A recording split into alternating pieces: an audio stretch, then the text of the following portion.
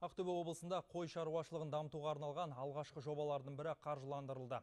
Аграрлық несие корпорациясы арқылы Мәртөк ауданының жеміс шаруа қожалығының басшысы Берік Оспанов асыл тұқымды қой басын көбейтпек. Мемлекеттік қолдаудың игілігін көріп отырған шаруашылықпен біздің тілшімізде танысып қайтты. Берік Оспанов 2003 жылдан бері ауыл шаруашылығымен айналысуға ден қойған. Мамандығы заңгер экономист. Алғашында 20 қой мен 5 ірі қара сатып алып іс бастаған.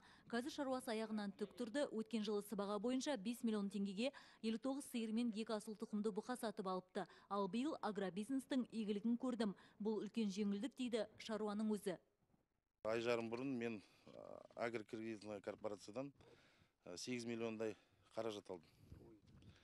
Сол 8 миллионға енді 300 бас ана алдым. Сол 20 қошқар алдым, Еділбай. Біраз жеңілдік болды.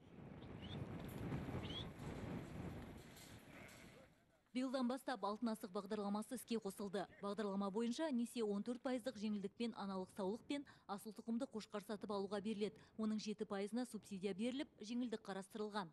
Бұл бағдарлама бойынша бүгінгі күнде аудандардан 10 шаруашылық 3000 қой басын сатып алуға тілек білдіріп отыр.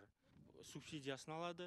Бүгінде бұл жоба республиканың 7 облысында қарқынды іске аса бастады. Қазір 31 мың бас қой алу үшін өтініш берген 193 жоба мақұлданды. Оның ішінде 159 шаруашылық 680 миллион теңгеге 25 мың бас қой сатып алып үлгерді.